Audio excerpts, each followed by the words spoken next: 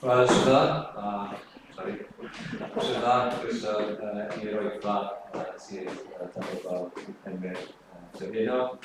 Mae'r cyfriadau bwysig ar y sgrin, wedi weld, jyst atgoffa chi, mae gweddi nosbarth, mae'n gael yn ddithiol, mae hefyd yn gael wyneb o wyneb os chi eisiau dod i'r adeilad yma nosbarth, hefyd 20 munud i 8.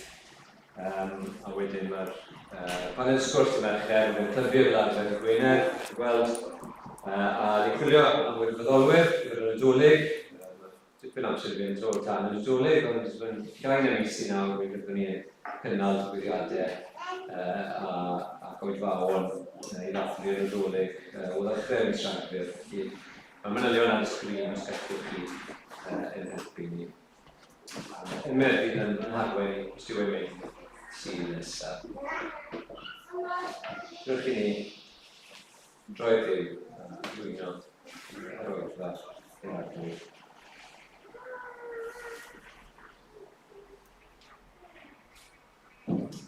Diolch i ti o ddiwyn tad fod law di yn agored yn rhoi gymaint o roddion da i ni. Drwy dydd bob dydd. Diolch i ti am y gyfnod i ni wedi cael. Diolch am rhaid gael bod yma bod yma.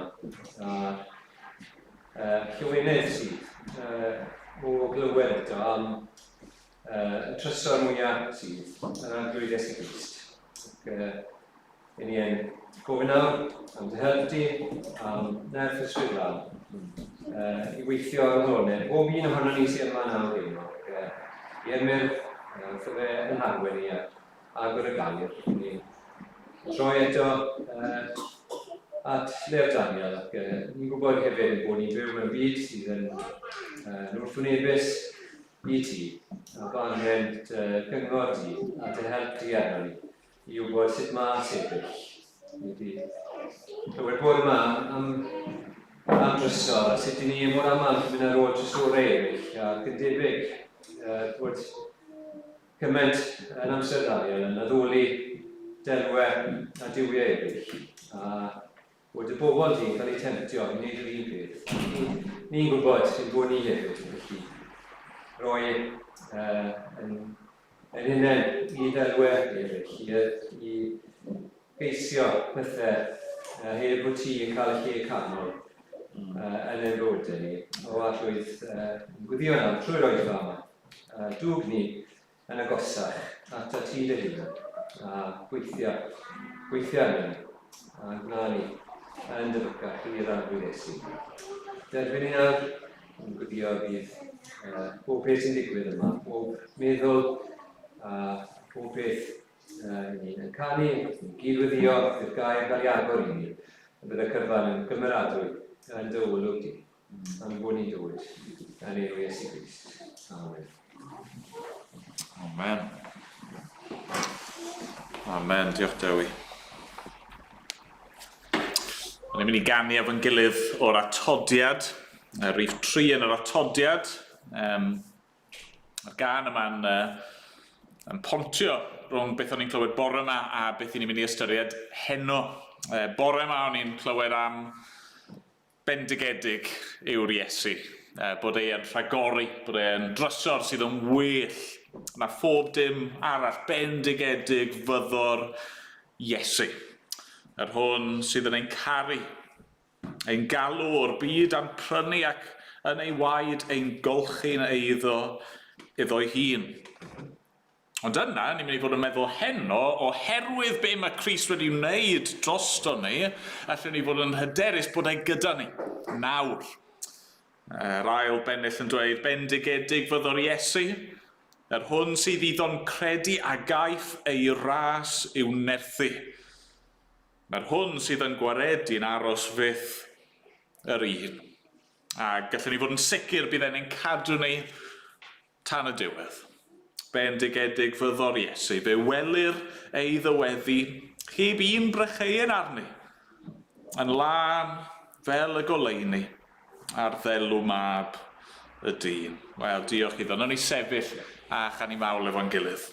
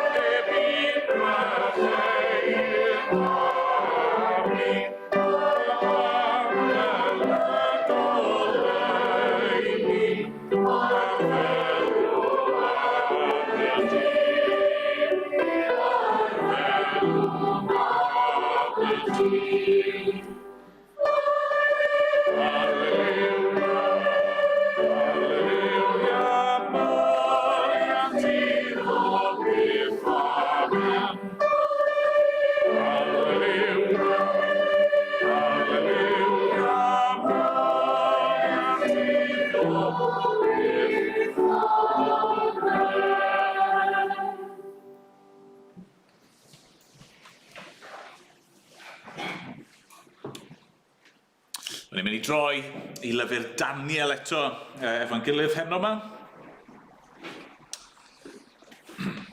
Daniel, pennod 3. Bennod chydig bach yn rhyfedd, oherwydd dyw Daniel ddim yn y bennod yma. Hyd yn hyn, mae Daniel a'i ffrindiau wedi cael sylw, ond Daniel sydd fel petai wedi cael y mwyaf o sylw fan hyn nawr, mae Daniel yn diflannu o'r olygfa. Dwi'n cweit yn glir pam. Falle mae rhan o'r reswm yw oherwydd lle oedd Daniel wedi cael ei osod I wasanaethu o gymharu gyda'r y bechgyn eraill. Falle wnaethoch chi sylwi ar ddiwedd pennod 2, oedd e'n sôn bod y Siadrach, Mesach ac Abednego yn llywodraethwyr yn halaeth Babylon. A mae'n amlwg, mae'r term yna talaeth Babylon, mae'n cael ei ddefnyddio mewn ffyrdd gwahanol, weithio'n cyfeirio at ddinas Babylon, weithio'n cyfeirio at ardal ehangach neu'r wlad. Felly, dwi jyst ddim yn glir lle mae pawb ar unrhyw foment. So, falle bod y bechgyn yma yn gwasanaethu mewn un man, tra bod Daniel I ffwrdd rhywle gwahanol. Na pam ni ddim yn clywed amdano fe. Ond ta waith am hynny. Daniel, pennod 3, dyma air ein Duw ni. Gwnaeth y brenin Nebuchadnezzar ddelw, air, 30 cifydd o uchder, a 6 cifydd o lyd, a'i gosod yng ngwastadedd Dwra yn halaeth Babylon. A gwisiodd y brenin Nebuchadnezzar y tywysogion, y penaethiaid, y pendifigion, y rhaglawiaid, y trysorwyr, y barnwyr, y cyfreithwyr a holl lywodraethwyr y taleithiau i ddod ynghyd i gysegru'r ddelw a wnaeth y brenin Nebiwchodynosor. Yna daeth y tywysogion, y penaethiaid, y pendifigion, y rhaglawiaid, y trysorwyr, y barnwyr, y cyfreithwyr a holl lywodraethwyr y taleithiau at ei gilydd i gysegru'r ddelw a wnaeth Nebiwchodynosor a sefyll o'i blaen. Gwaeddodd y cyhoeddwr yn uchel. Dyma'r gorchymyn i chwi bobloedd, genhedloedd ac ieithoedd. Pan gliwch sŵn y corn, y pibgorn, y delyn, y trigon, y crythau a'r bagbib a phob math o offeryn, syrthiwch ac addoli'r ddelw aur a wnaeth y brenin Nebiwchodynosor. Pwy bynnag sy'n gwrthod syrthio ac addoli, caiff ei daflu ar unwaith i ganol ffwrn o dan poeth. Felly, cyn gynted ag y clywodd yr holl bobl, sŵn y corn, y pibgorn, y delyn, y trigon, y crythau a'r bagbib a phob math o offeryn, syrthiodd y bobloedd a'r cenhedloedd a'r ieithoedd ac addoli'r ddelw aur a wnaeth Nebiwchodynosor. Dyna'r adeg y daeth rhai o'r Caldeaid a chyhuddiad yn erbyn yr Iddewon. A dweud wrth y brenin Nebiwchodynosor, o frenin, bydd fyw byth. Rhoddais orchymyn o frenin fod pawb a glywai sŵn y corn, y pibgorn, y delyn, y trigon, y crythau a'r bagbib a phob math o offeryn i syrthio ac addoli'r ddelw aur. A bod pob un sy'n gwrthod syrthio ac addoli i'w daflu i ganol ffwrnais o dan poeth. Mae rhyw Iddewon a benodais yn llywodraethwyr yn halaeth Babylon, Sadrach, Mesach ac Abednego, heb gymryd dim sylw ohonot o frenin. Nid ydynt yn gwasanaethu dyddiwiau, nac yn addoli'r ddelw aur a wneithost. Yna, mewn tymer wyllt, anfonodd Nebiwchodynosor am Sadrach, Mesach ac Abednego.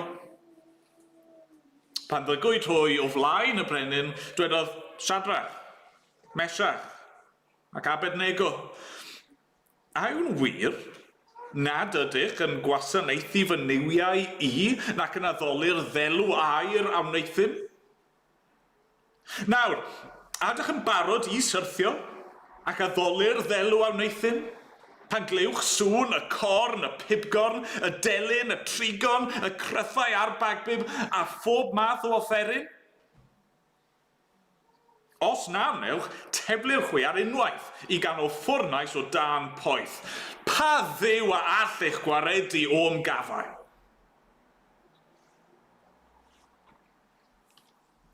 Atebodd Sadrach, Mesach ac Abednego y brenin. Nid oes angen i ni ateb ynglyn â hyn. Mae'r Duw a addolwn ni yn alluog un hachub, ac fe'n hachub o ganol y ffwrnais danllyd ac o ddafael dithau o frenin. A hyd yn oed, os na, rydym am i ti wybod o frenin, na wasanaethwn ni dyddiwiau, nac addoli'r ddelw aur a wneithost. Yna cynddeiriogodd Nebiwchodynosor, a newid ei agwedd tuag at Sadrach, Mesach ac Abednego. Gorchmynodd dwymo'r ffwrnais yn seithwaith poethach nag arfer, ac i filwyr praff o'i fyddin rwymo Sadrach, Mesach ac Abednego a'i taflu i'r ffwrnais dan. Felly rhwymwyd y tri yn ei dillad, cotiau, crysau a chapiau, a'i taflu i ganol y ffwrnais dân. Roedd gorchymyn y brenin mor chwyrn, a'r ffwrnais mor boeth, yswyd y dynion oedd yn cario Siadrach, Mesach ac Abednego gan fflama'r tân, a syrthiodd y tri gwron Siadrach, Mesach ac Abednego yn ei rhwymau i ganol y ffwrnais dân. Yna, neidiodd Nebuchadnezzar ar ei draed mewn syndod, a dweud wrth ei gynghorwyr, ond nid 3 dyn a daflwyd gennym yn rhwym i ganol y tân? Gwir o frenin oedd yr ateb. Ond, meddai yntau, rwy'n gweld 4 o ddynion yn cerdded, yn rhydd yng nghanol y tân, heb niwed. A'r 4 yn debyg i un o feibion y duwiau. Naeth Nebuchadnezzar at geg y ffwrnais a dweud, Siadrach, Mesach ac Abednego, gweision y Duw goruchaf, dewch allan, dewch yma. A daeth Siadrach, Mesach ac Abednego allan o ganol y tân. Pan ddaeth tywysogion, peneithiaid, pendifigion a chynghorwyr y brenin at ei gilydd, gwelsant nad oedd y tân wedi cyffwrdd a chyrff y tri. Nid oedd gwallt ei pen wedi ei ddeifio, na'i dillad wedi llosgi, ac nid oedd arogl tân arnynt. A dwedodd Nebuchadnezzar, bendigedig yw Duw Siadrach, Mesach ac Abednego, a anfonodd ei angel i achub ei weision, a ymddiriedodd ynddo a herio gorchymyn y brenin a rhoi ei cyrff i'r tân, yn hytrach na gwasanaethu ac addoli unrhyw dduw ond ei Duw ei hunain. Rwyf yn gorchymyn fod unrhyw un, beth bynnag fwy bobl ei genedl neu ei iaith, sy'n cablu Duw Siadrach, Mesach ac Abednego, yn cael ei rwygo'n ddarnau a bod ei di i'w droi'n domen. Nid oes Duw arall a allwaredu fel hyn. Yna parodd y brenin lwyddiant i Siadrach, Mesach ac Abednego yn halaeth Babylon. Amen. Diolch i Dduw am ei air i ni. Ganwn ni efo'n gilydd. Yn mynd i ganu o'r llyfr y mynydd. Rwyf 565.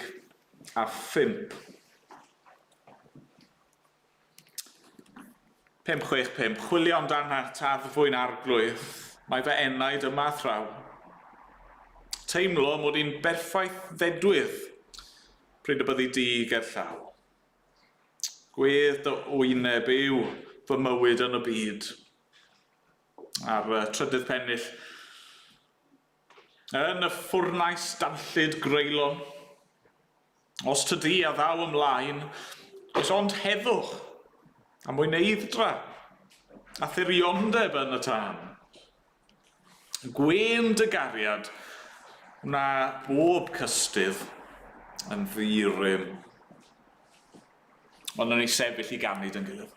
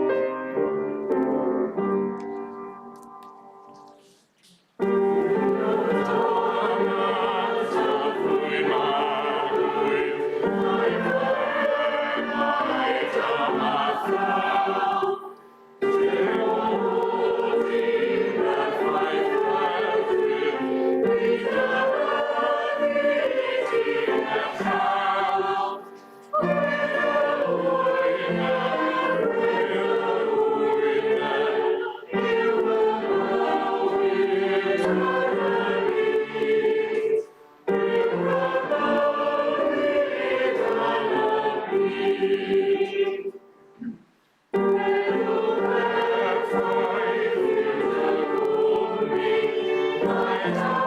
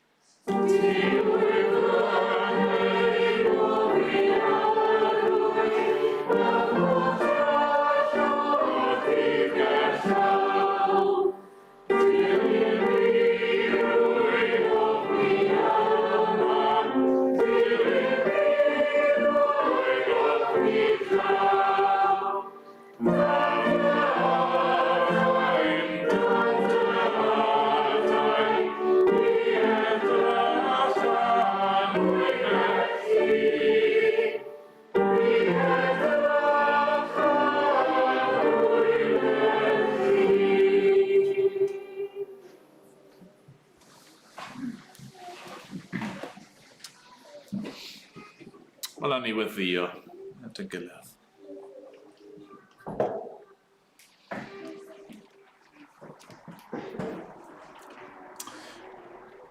O arglwydd yn Duw, i ni newydd gael yn atgoffa bod dy bresenoldeb di yn newid popeth arglwydd.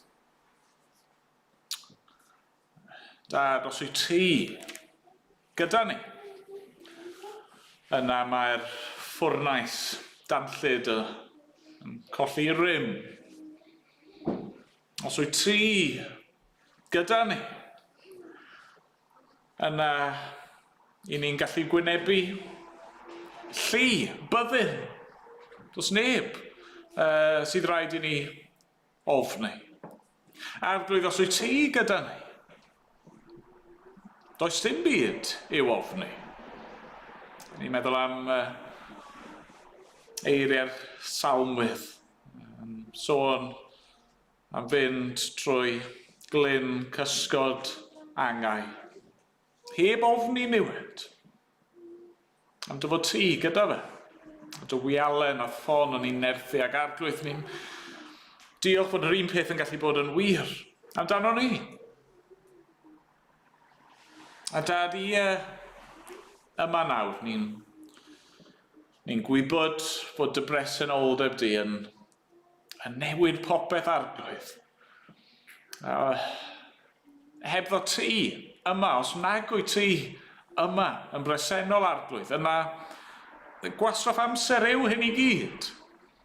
Arglwydd, fod grŵp o bobl yn dod ynghyd ac yn canu rhywbeth ac yn darllen rhywbeth ac yn gweddio rhywbeth arglwydd, ond os wyt ti yma, o dad,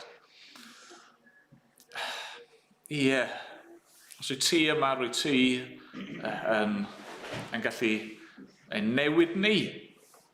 Wyt ti'n gallu dod â phobl meirw yn fyw, i ti yn gallu cymryd pobl ofnus a'n gwneud ni yn ddewr. Ti'n gallu cymryd rai sydd falle yn ddigalon ac yn gallu rhoi gobaith o'r newydd.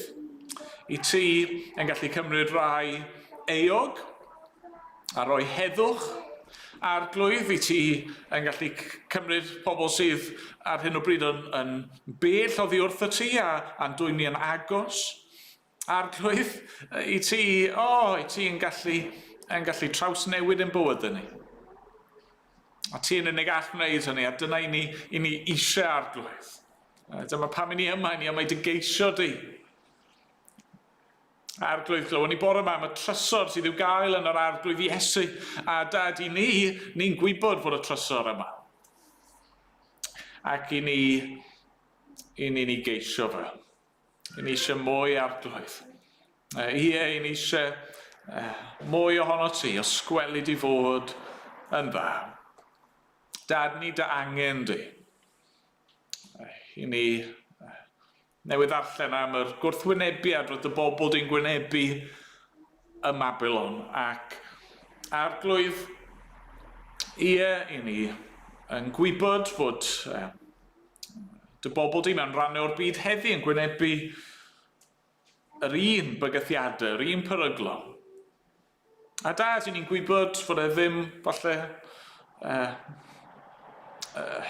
yn bell i ffwrdd oddi wrthon ni chwaith i orfod wynebu erledigaeth chwil. Mae arglwydd ni dim ond yn mynd i allu wneud hynny os wyt ti gyda ni. O dad, bydd yn agos felly, os gwelid i fod yn dda. Arglwydd i ni, eisiau cyflwyno nawr i ti yr wythnosau a'r misoedd nesaf. Arglwydd, wrth i ni ddechrau meddwl am gyfnod yn Nadolig. Arglwydd, wrth i ni feddwl am y cyfleon arbennig falle fydd i rannu yr arglwydd Iesu gyda phobl. I sôn am y trysor yma wrth eraill. I cyfleon falle i sefyll dros o ti. Pan bod pawb arall yn ymddwyn mewn rhyw ffordd arbennig. Bydd yna gyfle falle i ni ddwyn tystiolaeth i ti ac i bwy ydyn ni yn yr arglwydd Iesu Grist. A dad, i ni eisiau fod y cwbl o'r cychwyn cyntaf yn cael i orchuddio fel petai efo gweddi arglwydd. Helpa ni wrth i ni ddod ynghyd fel hyn, helpa ni ar nos fawrth, helpa ni o ddydd i ddydd, fel dy bobl i fod yn dygeisio di. Dad, i ni methu gwneud hyn hebddo ti. Ac arglwydd, ni'n gofyn, neu di'n harwain ni wrth i ni barhau i feddwl ac yn llunio a threfnu gwahanol bethau. Dad, ni'n gweddio bydd bydde di'n agor drysau ni, os gweli di fod yn dda. Yn agor drysau a rhoi cyfleon i rannu dy air di gyda'r bobl o'n cwmpas ni. Dad, ni'n parhau weddio dros rhain i'n plith ni sydd falle yn sal ar y foment. Rhain ni sydd yn cael ei rhwystro mewn gwahanol ffyrdd rhag fod yma gyda ni. Dad, ni'n gweddio bydde di'n agos atyn nhw. Diolch sy'n bod ti yn gallu cwrdd efo dy bobl lle bynnag ydyn ni. O, Dad. Ni'n gofyn y bydde di gyda ni nawr. Amen bod ni'n dod yn enw ac yn heiddiant yr arglwydd Iesu Grist. Amen. Amen.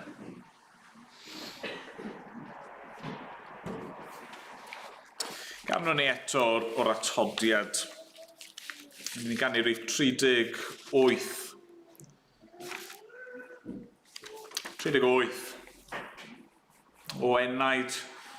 A wyt ti'n flinderog, llwybr yn dywyll o flaen.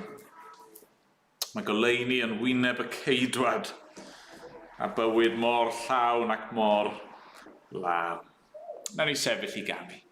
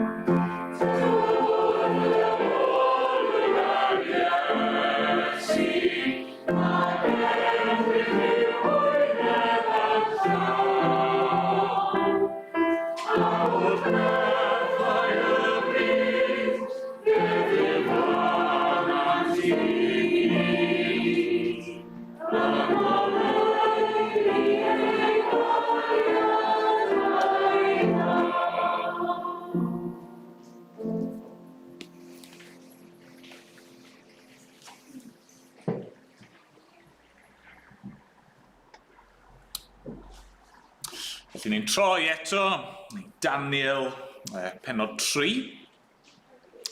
Ac yr un cwestiwn ni'n mynd i fod yn holi, be ni wedi bod yn holi o wythnos i wythnos, beth ni'n gallu dysgu o profiad Daniel a'i ffrindiau am sut mae byw dros yr arglwydd a sefyll yn gadarn dros yr arglwydd mewn cymdeithas sydd yn wrthwynebus, cymdeithas sydd yn erlyd pobl byw. Nawr, cyn bod ni'n neidio i fewn i'r bennod, ni'n teimlo falle bod e just werth nodi rhywbeth. Rhywbeth falle ni'n anghofio, ni'n colli golwg arno fe, sef yn llyfr Daniel, a mae'n wir mewn rhan eraill o'r ysgrythur, uchafbwyntiau sydd gyda ni fan hyn. Okay? Highlights, os mynnwch chi. Hynny yw, ni'n gallu dod ato fe o wythnos i wythnos fel hyn, neu hyd yn oed os ych chi'n darllen yn eich defosiwn y dyddiol, chi'n darllen Daniel 1, 2, 3, a chi'n clywed am yr digwyddiadau mawr yma, a chi'n anghofio fod y pethau yma yn digwydd dros cyfnod o flynyddoedd. Y mywydau Daniel a'i ffrindiau, neu neidio ymlaen i enghraifft llyfr yr actau, hynny mae'r digwyddiadau yn llyfr yr actau wedi i gwasgaru dros misoedd a blynyddoedd, a felly ni weithiau yn anghofio beth sy'n dod yn y canol fel petai, beth sy'n dod yn y cyfamser. A beth sy'n dod yn y cyfamser yw bywyd tawel o ffyddlondeb a disgyblaeth yn dilyn yr arglwydd. A fi'n credu bod hwnna'n bwysig i ni gofio. Achos ni'n aml yn gallu dod at Daniel 1, Daniel 2, Daniel 3, clywed am yr bygythiadau'r peryglon mawr yma, sydd nath nhw sefyll yn gadarn yng ngwyneb marwolaeth hyd yn oed, a ni eisiau bod fel yna'n di ni. Wrth gwrs bod ni eisiau bod fel yna. Pan ddaw y dydd, os daw y dydd, lle i ni yn gorfod bod yn barod i roi'n bywydau ni lawr dros yr arglwydd, ni eisiau bod yn barod i wneud hynny.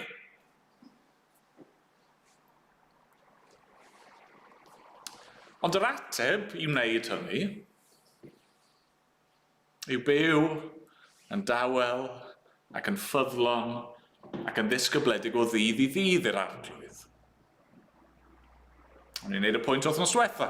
Ni'n gweld yn glir y mywydau'r y dynion yma, o'n nhw'n weddigar. O'n nhw'n ceisio gwyneb yr arglwydd mewn gweddi.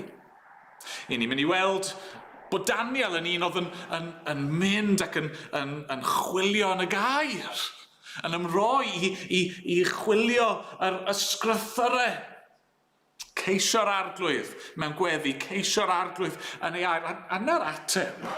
Yn dyfe, chymod, mae fel unrhyw beth mewn bywyd, yn dyfe, hynny yw, byddwn ni'n dwlu gallu deadliftio, sa'n gwybod beth sy'n impresif efo deadlift, 300 kilogram. A gallai ddim, siwr o fod. Pam gallai ddim? Wel achos, o ddydd i ddydd, sa'n mynd i'r gym ac yn dechrau efo rhyw bwysau bach, a wedyn cynyddu'r pwysau, nes bod y bwynt yn dod wedyn lle fi'n gallu ymgymryd gyda'r pwysau mawr. Yr un peth fan hyn, peidiwch cael eich twyllo mewn ffordd i feddwl, mae just y digwyddiadau mawr yma sydd yn allweddol. Mae'r hyn oedd yn digwydd yn y cyfamser, yr un mor bwysig, ceisio'r arglwydd, disgyblaeth ysbrydol personol. Wel, gyda hynny yn un meddyliau, gadewch i ni droi at Daniel 3. Beth ni'n dysgu fan hyn? Dysgu am y byd o'n cwmpas ni, a dysgu am fyw dros yr arglwydd. Y pwynt cyntaf eisiau tynnu'n sylw ni ato yw hyn. Mae'r byd eisiau i ni fod yn atebol iddo fe. Mae'r byd, yn cymdeithas ni, bobl sydd yn reoli, yn diwylliant ni, mae'r byd yma o'n cwmpas ni eisiau bod ni fel Cristnogion yn ymostwng ac yn atebol iddo fe. Ni'n clywed ar ddechrau'r bennod yma'n di ni. Gwnaeth y brenin Nebuchadnezzar ddelw a'r 300 cifydd o uchder a 6 cifydd o led a'i gosod yng ngwastadedd Dwra yn halaeth Babylon. Mae'n adeiladu'r ddelw a'r enfawr, a mae'r proportions yn falle'n swnio'n rhyfedd i ni fod yma'n hynod o dal a ddim mor llydan â hynny, ond mae'n amlwg oedd hynny yn rhywbeth cyffredin yn pensaerniaeth y cyfnod a'r Babyloniad, ond ta waith am ni, mae'n adeiladu'r peth enfawr. A falle bod hynny'n swnio'n od i ni, yn dydi, ar ôl cofiwch beth ddigwyddodd yn y bennod diwetha. Yn y bennod diwetha, oedd Nebuchadnezzar wedi cael y freuddwydion yma lle oedd teyrnasoedd y byd fel delw. A fe oedd yr pen aur, chi'n cofio, ar y ddelw, ac oedd wedi gweld beth sy'n mynd i ddigwydd. Beth oedd yn mynd i ddod i brenhinoedd a teyrnasoedd y byd? Wel, yn y diwedd, oedd nhw'n mynd i gael eu dinistrio. A teyrnas ddew yn mynd i cael ei osod am dragwyddoldeb. Ac yn syth, wel, mae'n taro chi o petai yn fuan iawn wedyn, mae Nebuchadnezzar di anghofio hyn.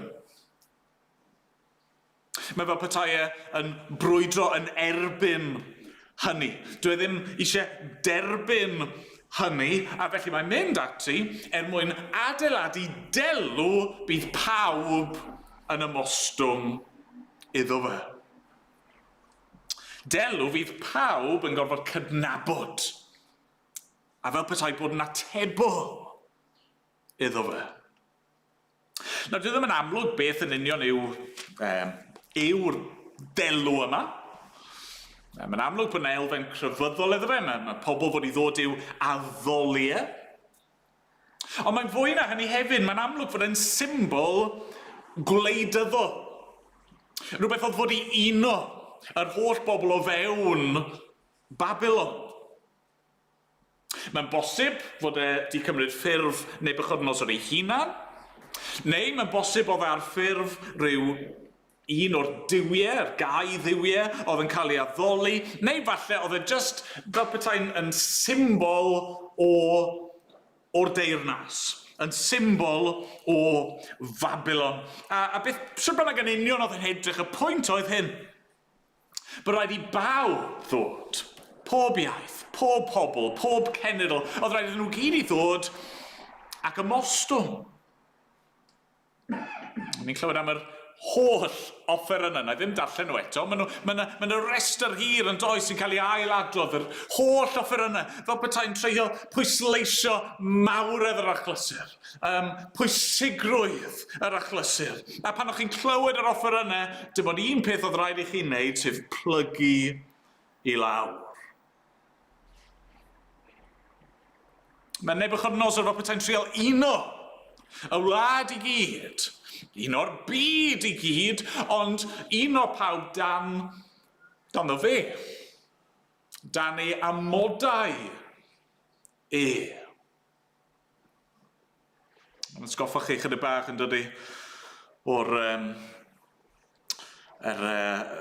pareid militaraidd yna chi'n cael mewn rhai gwledydd yn dyfe, a'r holl milwyr yn marcho, a'r tanks yn marcho, maen nhw'n gyrru rhyw jet seibio, mae pawb yna yn gorfod salwtio, neu pawb yn gorfod clapio a chwifio, hynny yw, dod â pawb o dan yr grym milwrol yma. Neu roi enghraifft Beiblaidd arall, mae chydig bach fel Tŵr Babel yn dydi, chi'n cofio'r hanes yna Tŵr Babel. Y bobl yn dod at ei gilydd. Y bobl ddim eisiau ei fyddhau, i gorchymyn Duw, i lledu trwy'r byd i gyd. Maen nhw'n dod at ei gilydd. Ni'n mynd i fod fan hyn. Ni'n mynd i adeiladu tŵr lan i'r nefoedd. Dyma ni. Wel, y pwynt fan hyn yw, oedd Nebiwchodynosor ddim yn meindio os o'ch chi yn addoli duwiau eraill hefyd. Mae'n croeso chi wneud hyn, oedd ddim yn disgwyl fod pobl yn anghofio am ei duwiau nhw hefyd, ond oedd rhaid i bawb cydnabod y ddelw. Oedd rhaid i bawb cydnabod Babylon. Oedd rhaid i bawb cydnabod fe fel y brenin ac y mostwng o'i blaenau nhw.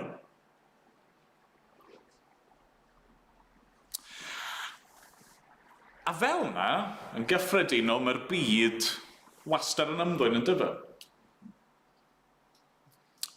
Pob teyrnas, pob gwlad, pob genedl, mae yna grymoedd yn codi, a be maen nhw eisiau yw fod pawb yn atebol. Gewch chi wneud bych chi eisiau yn breifat yn eich cartrefi chi, ond yn gyhoeddus mae'n rhaid i bawb gydymffurfio. Gewch chi gredu beth bynnag chi eisiau, dim ond bod e'n cyd-fynd gyda beth i ni yn dweud. You have to toe the party line. Wrth gwrs, mae'n gallu ymddangos, mae'r pethau mae'n ymddangos, mae'n gwahanol ffurfiau. Os chi'n darllen y llyfrau hanes, chi'n gweld yn ymlygu hunan mewn ffyrdd gwahanol. Ond ar ddiwedd y dydd, y pwynt yw hyn, mae'r gymdeithas a'r bobl hynny sydd mewn awdurdod, be maen nhw eisiau yw dangos mae nhw sydd mewn grym. Nhw sydd yn teyrnasu, nhw sydd ar gair ola. Ac os nag i ni'n cydymffurfio, bydd yna ganlyniadau. Fan hyn, ffwrnais, boeth. Mewn cyd-destun arall, efallai dirwy, neu carchar, neu colli swydd, neu cael eich gwahardd rhag byw mewn ardaloedd penodol, neu beth bynnag yw hynny yw, mae yna ganlyniadau. A mae mor wirion yn dydi? Pan chi'n stopio a meddwl am be mae Nebiwchodynosor yn wneud fan hyn, a'r bygythiadau yn arbennig yn erbyn y bechgyn Iddewig yma, mae'n wirion. Ni wedi gweld yn dod fod Daniel a'i ffrindiau i gyd yn Babylon yn gweithio lles Babylon. Maen nhw wedi bod yn gwasanaethu yn dod. Maen nhw wedi bod yn gwneud I gorau lles y brenin ac lles y wlad. Ac eto mae jyst yr un peth bach yma. Os nhw ddim yn fod yn gwneud hyn, ond Nebiwchodynosor yn mynd I anghofio hynny gyd ac yn mynd i'w taflu nhw i'r ffwrnais. Mae'r ymadrodd yna'n does, cutting off your nose to spite your face. Hynny yw, ydych chi fan hyn, 3 o'r arweinwyr gorau yn y wlad. A just achos nhw ddim yn fod yn plygu lawr I ryw ddelw, oedd pan nhw'n gallu gweld, mae'n just air o dda, ddim byd special, ond just achos nhw ddim yn fodlon gwneud hynny, ond nhw'n mynd I gael eu lladd. A chi'n meddwl, hynny yw, meddwl am ein cymdeithas ni heddi, faint o Gristnogion sydd yn gwasanaethu ein cymdeithas ni mewn gymaint o ffyrdd. Faint o elusennau a pethau dyngarol sydd dim ond yn digwydd, yn I byddai'r Llywodraeth ddim yn talu amdano nhw, bydden nhw dim ond yn digwydd achos bod Cristnogion ac eglwysi yn rhoi o'i amser a'i egni, a'i arian nhw mwyn cynnal y pethau yma, ond chi'n teimlo mae'n y bwynt yn dod lle fydd y pethau yma'n gorfod stopio. Os nag I ni fel Cristnogion yn barod I blygu ac ymostwng i'r syniadau sy'n cael eu gwthio.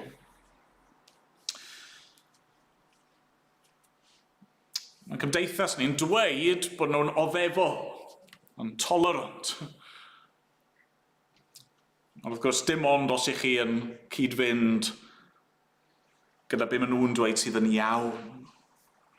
A mae eisiau ni ddisgwyl hyn. Dyma pam a dyma'r pwynt cyntaf fi'n tynnu at eich sylw. Mae'r byd eisiau ni fod yn atebol iddo fe.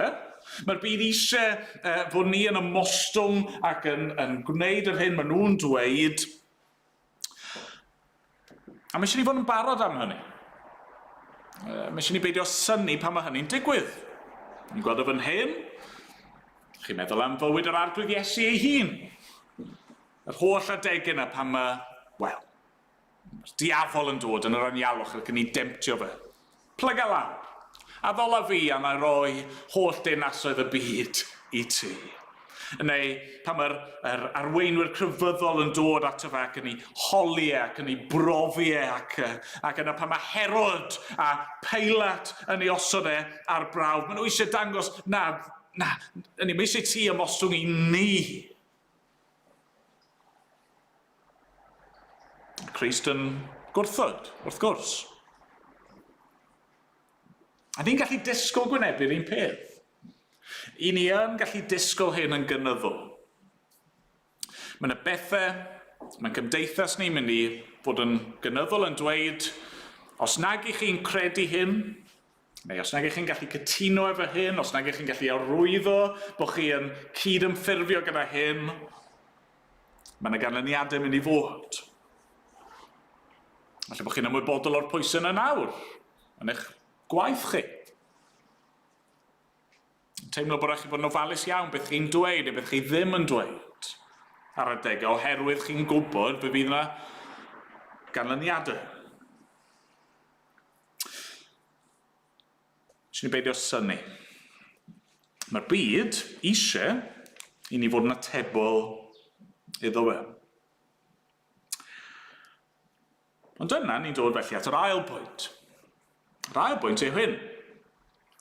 Rydyn ni fel Cristnogion, dim ond, neu ar ddiwedd y dydd, I ni dim ond yn atebol I Dduw. Mae'r ddelw yn ei le. Mae'r holl offerynnau yn canu. Mae'r holl bobl yn plygu heblaw am dri. A mae'r tri yma yn cael ei hebrwng yn dyn o gerbron y brenin. Mae e'n rhoi cyfle arall iddyn nhw, yn dydi? Mae'n ddigon amyneddgar mewn un ystyr. Mae'n dweud, Come on, ydych chi'n mynd i blygu a'i peidio? Ac yna mae dynnu'r geiriau gwych yma'n does adnod 16 i 18. Atebodd Siadrach, Mesach ac Abednego'r brenin. Nid oes angen i ni dy ateb ynglyn â hyn. Mae'r Duw a addolwn ni yn alluog i'n hachub. Ac fe'n hachub o ganol y ffwrnais danllyd ac o ddafael dithau o frenin.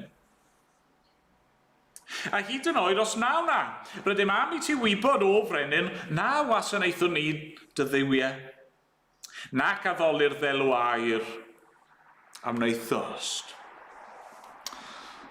Ond drawiadol hwnna gwem, yr bechgyn yma sydd wedi bod yn gwasanaethu ym Mabel. Maen nhw dal i siarad ddigon cwrtais yn dal i'w gydnabod e fel brenin. Hynny yw, maen nhw wedi bod yn ceisio'r gorau ei fwy neu ac mwyn y bobl a'r wlad. Ond maen nhw'n dweud, maen y bwynt,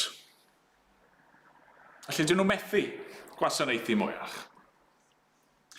Maen y bwynt lle maen nhw angen gwneud yn glir bod nhw yn atebol i Dduw. Does dim rhaid iddyn nhw roi ateb hyd yn oed maen nhw'n gweud i Nebuchadnezzar. Nid oes angen i ni dy ateb ynglyn â hyn. Maen nhw fel petai'n gweud, dim rhaid i ni roi reswm. Dim rhaid i ni gyfiawnhau ein penderfyniad ni i ti. Pam? Wel, achos ar ddiwedd y dydd, nid i Nebuchadnezzar maen nhw'n atebol, ond i Dduw. A felly, hyd yn oed os yw pawb arall yn gwneud y peth hwn, maen nhw'n dweud gallwn ni ddim. Gallwn ni ddim. Na ni di gweld yn barod o yn y penodau blaenorol. Mae'n y rai sefyllfaoedd lle mae'n cymdeithas ni'n mynd i ofyn i ni'n wneud rhywbeth ac i ni'n gallu cydymffurfio. A mae hynny fel petai'n cael ei bwysleisio yn y bennod yma. Nethych chi sylwi sawl gwaith, mae'n y lot o ailadrodd, fi'n gwybod ond sawl gwaith mae'r enwau yma, Siadrach, Mesach, Abednego. Hynny yw'r enwau Babilonaidd oedd wedi cael ei roi iddyn nhw. Sawl gwaith maen nhw jyst yn cael ei ailadrodd, tro ar ôl tro ar ôl tro. Ac o'n nhw'n derbyn hynny. O'n nhw'n barod i ateb i'r enwau hynny. O'n nhw wedi bod yn byw yn y wlad yma ac yn ymroi i ddaioni y gymdeithas yma.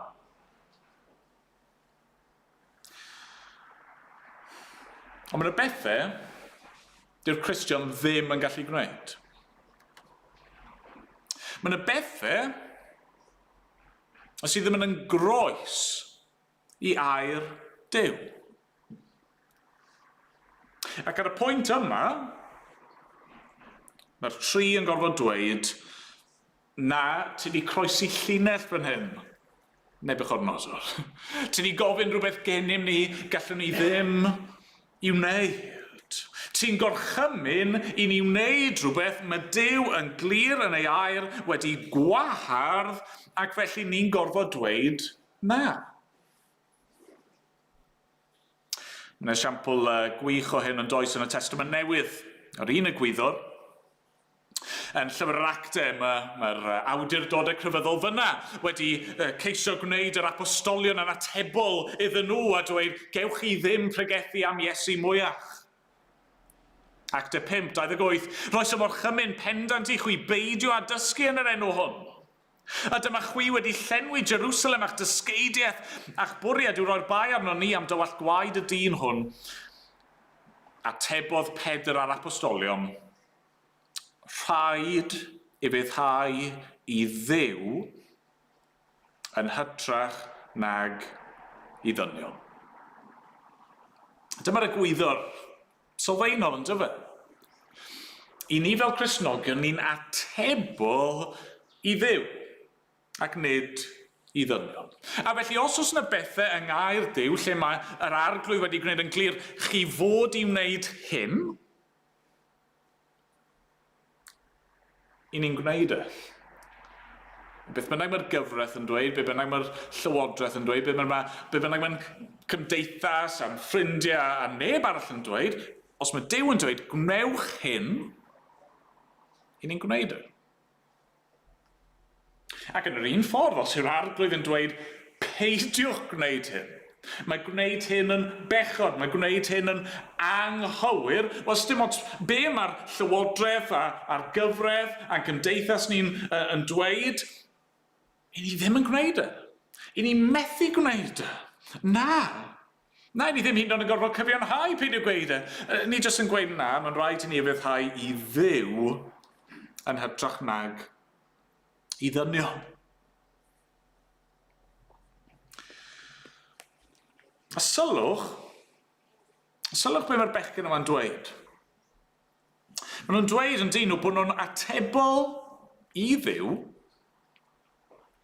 beth bynnag bydd canlyniad hynny. Os oes rhaid gwynebu'r ffwrnais a'i peidio, os yw Duw yn mynd i'w hachub nhw yn y ffwrnais a'i peidio, maen nhw dim ond yn atebol i Dduw. Ac yn yr 17, mae'r Duw a ddolwn ni yn alluog i'n hachub, ac fe'n hachub o ganol y ffwrnais danllyd ac o ddafel dithe o frenin, a hyd yn oed os na. Doedd dim am i ti wybod o frenin, na wasanaethon ni dy ddiwiau, nac addoli'r ddelw air am wneithwst. I ni'n atebol i Dduw. Un dydd bydd rhaid rhoi cyfrif i'r arglwydd. Ond does dim condemniad i'r Cristion. Hynny yw, os ych chi wedi eich achub trwy ffydd yn yr arglwydd Iesu Grist, yna yn iddo farn, bydd dim collfan yn eich erbyn chi, bydd yr arglwydd ddim yn eich gwrthod chi yn y dydd hwnnw, ond bydd rhaid i chi roi cyfrif am yr hyn i chi wedi wneud, am yr penderfyniadau, am y ffordd i chi wedi byw. Mae eisiau ni gofio hynny. Mae eisiau ni gofio hynny o ddydd i ddydd. I ni'n atebol i Dduw. I ni angen efeithhau iddo fe. Fe sydd yn heiddi ein teyrngarwch ni i gyd. Ond yna mae hynny'n dod â ni at yn pwynt ola ni. Sef bod Duw yn dewis bod yn atebol am ein bywyd ni. Mae Duw yn dewis bod yn atebol am ein bywyd ni. Fi wedi gweud yn barod yn dod y bechgyn yma, mor ddewr o'n nhw, ond nhw ddim yn ame o'n nhw, bod Duw yn gallu eu hachub nhw. Ond nhw'n gwybod bod Duw yn gallu achub nhw, bod ddim yn anodd iddo fe. Ond nhw ddim yn gwybod beth oedd yn mynd i ddigwydd. Ond nhw wedi dweud yn sicr bod nhw'n mynd i gael eu cadw fel petai yn y tân. Ond beth nhw yn gwybod oedd bod eu bywyd nhw, eu bywyd tragwyddol nhw, yn ddiogel gyda Duw. Be o'n nhw'n gallu bod yn sicr ohono fe oedd hyd yn oed pe bai nhw'n mynd i'r tân. O bydde Duw gyda nhw. Ond nhw'n gwybod hynny. Oedd lot o bobl Babylon, y bobl oedd wedi cael eu concro a'i caeth gludo i Babylon, ond nhw'n siŵr o fod ddim yn meindio ymostwng i'r ddelw yma. Achos o'n nhw'n gallu cydnabod, wel ie, ni wedi cael ein concro. A felly mae'n rhaid bod Duw, neu Duwiau Babylon yn gryfach na'n Duw ni. Iawn, yn ei ymostwng. Ond nid dyna pam oedd Daniel a'i ffrindiau ym Babylon efe. Nid dyna pam oedd Jerusalem di cael i ddinistrio. Na, ond nhw yna oherwydd i gwrthryfel nhw yn erbyn Duw. Ond nhw yna fel cosb am bechod y bobl. Ond oedd Duw, hyd yn oed wrth i caeth gludo nhw wedi gwneud addewid yn do. Oedd wedi gwneud addewid trwy'r proffwyd Eseia 43. Nawr, dyma'r hyn a ddywed yr arglwydd ath greodd, Jacob, ac ath luniodd Israel. Paid ag ofni, oherwydd gwaredaf di. Galwaf ar denw, eiddo fi y dwyd. Pan fyddi mynd trwy'r dyfroedd, byddaf gyda thi. A trwy'r afonydd, ni rithran drosod. Pan fyddi'n rodio trwy'r tân, nith ddeifir. A trwy'r fflamau, ni losganti. Ani oedd Duw di addo yw bobl e. Os ych chi'n fy ngheisio i, os ych chi'n dychwelyd ato fi yna hyd yn oed, wrth i chi'n gael eich caeth glido, hyd yn oed wrth i chi fynd fel petai trwy'r dyfroedd a trwy'r fflamau, gewch chi ddim eich llosgu. A felly, oedd Siadrach a Mesach ac Abednego nhw'n gwybod bod Duw wedi gwneud i chi'n atebol am ei bywyd nhw. Ond nhw'n gwybod fod yr arglwydd gyda nhw, fod ei anabl i'w gwaredu nhw naill ai o'r tân neu i gwaredu nhw yn y tân. A felly ni'n darllen yn dyn i adnod 21 ymlaen. Rhwymwyd y tri yn ei dillad, cotiau, crysau a chapiau, a'i taflu i ganol y ffwrnais dan. Roedd gorchymyn y brenin mor chwyr na'r ffwrnais mor boeth, yswyd y dynion oedd yn cario Siadrach, Mesach ac Abednego gan fflamer tân. A syrthiodd y tri gwron, Siadrach, Mesach ac Abednego yn ei rhwymau i ganol y ffwrnais dan. Yna neidiodd Nebuchadnezzar ar ei draed mewn syndod, a dweud wrth ei gynghorwyr, ond nid tri dyn a daflwyd gennym yn rhwym i ganol y tân? Gwir o frenin oedd yr ateb. Ond meddai yntau rwy'n gweld 4 o ddynion yn cerdded yn rhydd yng nghanol y tân, heb newid. A'r 4 yn debyg i un o feibion y duwiau. Yna aeth Nebuchadnezzar at geg y ffwrnais a dweud, Siadrach, Mesach ac Abednego, gweision y Duw goruchaf, dewch allan a dewch yma. A daeth Siadrach, Mesach ac Abednego allan o ganol y tân. Pan ddaeth tywysogion, penaethiaid, pendifigion a chynghorwyr y brenin at ei gilydd, gwelsant nad oedd y tân wedi cyffwrdd â chyrff y tri. Nid oedd gwallt ei pen wedi ei ddeifio, na'i dillad wedi llosgu, ac nid oedd arogl tân arnynt.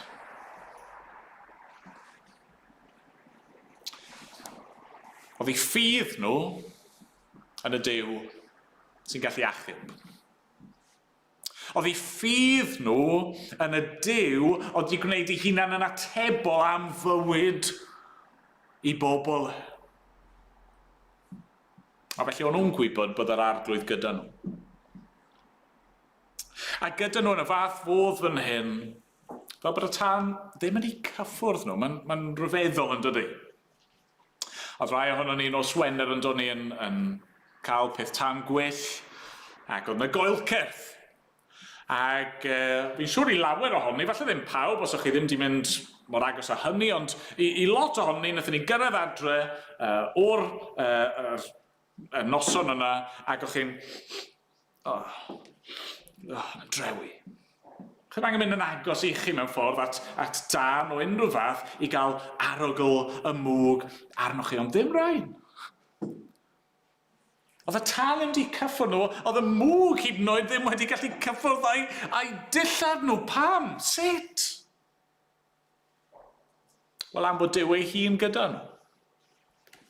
Am fod Duw y mab, ail berson y Drindod, y Crist, yno yn y tân, mae Nebuchadnezzar yn edrych i fewn, mae'n gweld nhw, nid yn unig yn fyw, nid yn unig heb i niweidio, nid yn unig yn cerdded o amgylch yn rhydd, ond gyda rhywun A rhywun arall yna gyda nhw. Nebuchadnezzar yn disgrifio'r peth fel yn edrych fel un o meibion y diwion. Dyn ni'n gwybod pwy yw. Duw y mab.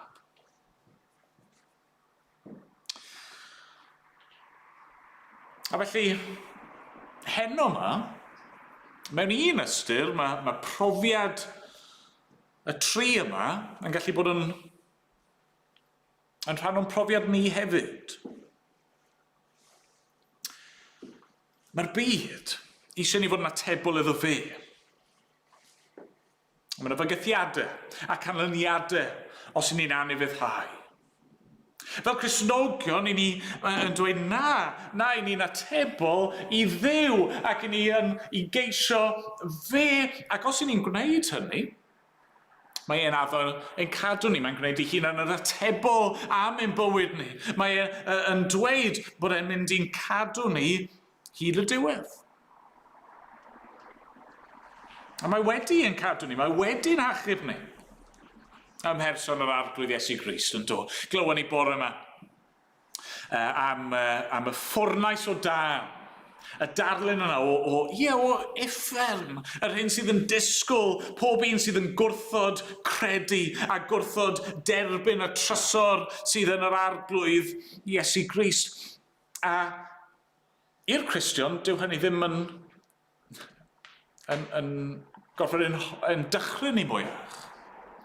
I ni wedi cael ein harbed rhag y ffwrnais danllyd yna am fod Crist wedi gwynebu uffern ar y groes trosto ni.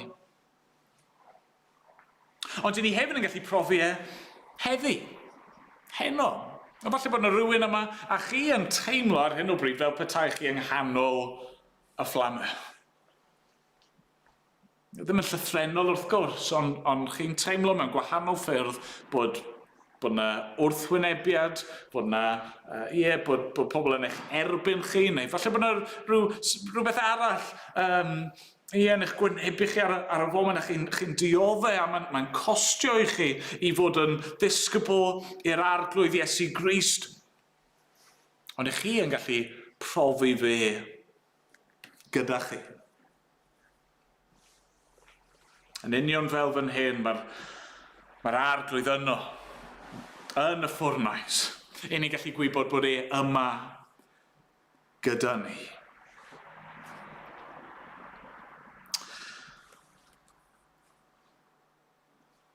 Un dydd, pan pob teyrnas a delw arall wedi chwalu dan draed, fe gawn ni sefyll ger bron, nid delw, nid lwmp o air. Gawn ni sefyll ger bron yr arglwydd. Oedd Nebuchadnezzar yn trial cymryd ato fe ei hun ac i Babylon yr hyn sydd yn eiddo i'r arglwydd Iesu Grist yn unig. Drychwch ar datgyddiad penor 5 i orffen. Nid offer yna aflafar yn chwarae dros ei gilydd efo, ond harmoni perffaith y nefoedd yn plygu ger bron o'r arglwydd. Datgyddiad 5, adnod 11. Edrychais a clywais lais angylion lawer. Roeddent o amgylch yr orsedd a'r creaduriaid byw ar hyneriad. A'i rhif oedd myrdd myrddionau a miloedd ar filoedd, meddent a llef uchel, teilwng i'w roen a laddwyd. I dderbyn gallu, cyfoeth, doethineb anerth, anrhydedd, gogoniant a mawl. A chlywais bob peth a greuwyd. Yn y nef ac ar y ddaear a than y ddaear ac ar y môr a'r cwbl sydd ynddynt yn dweud i'r hwn sy'n eistedd ar yr orsedd ac i'r oen y bod mawl a'r anrhydedd a'r gogoniant a'r nerth byth bythoedd. Dwedodd y 4 creadur byw, amen.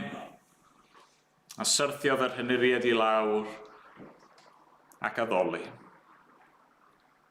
Mae'r byd yma'n trial ein gwasgu ni lawr.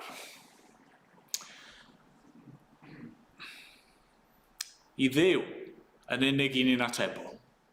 A mae yn ei ras yn abl i'n cadw ni hyd y dydd hwn, mwyn ei enw. Amen. Amen.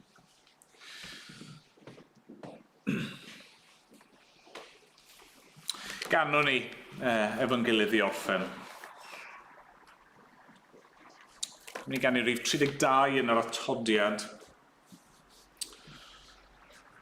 Molianaf enw'r tad o'r nef am waredigaeth ryd. A thosturiaethau fwy na mwy trwy heiddiant prynw'r byd. Nac ofna fenaid am y ddaw wrth deithio ti ar nef. Ni ddigwydd niwed nac un cam i'r hwn sydd yn ddwyf. Cystal tregareddau'r Iôn fy Iesu mawr yw'r dawn sy'n cynnwys popeth yn ddoi hun. Fy iachawdwriaeth lawn. Na ni sefyll i ganu.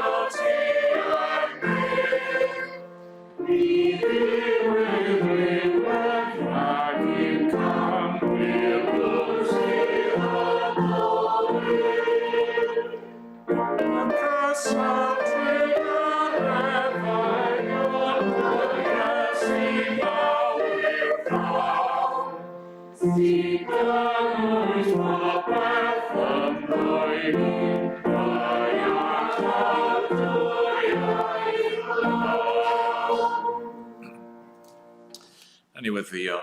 Arglwydd, ni'n diolch i ti fod y cwbl yn yr arglwydd Iesu Grist. A'r cwbl yn cael ei roi i ni. Ac Dad, ni'n diolch i ti. Os dim byd gan y byd i'w gynnig sy'n gallu cymharu â fe. Os dim byd chwaith gall y byd i'w wneud i ni sydd angen i ni ofni. Am fod yr arglwydd Iesu Grist yn eiddo i ni a yn iddo fe. Dad, helpa ni ro ddewrder i ni, ro nerth, ro dy ysbryd i allu wrth sefyll yn y dydd drwg. O Dad, diolch i ti, dy fod ti wedi gwneud y hun yn atebol am ein bywyd tragwyddol, a rwy ti arglwydd wedi cuddio ein bywyd ni yn yr arglwydd Iesu Grist. A dim byd yn gallu yn gwahanu ni oddi wrtho fe. Diolch i ti arglwydd. A helpa ni a bydd gyda ni nawr. Amen bod ni'n gofyn yn ei enw a'i heiddiant e. Amen.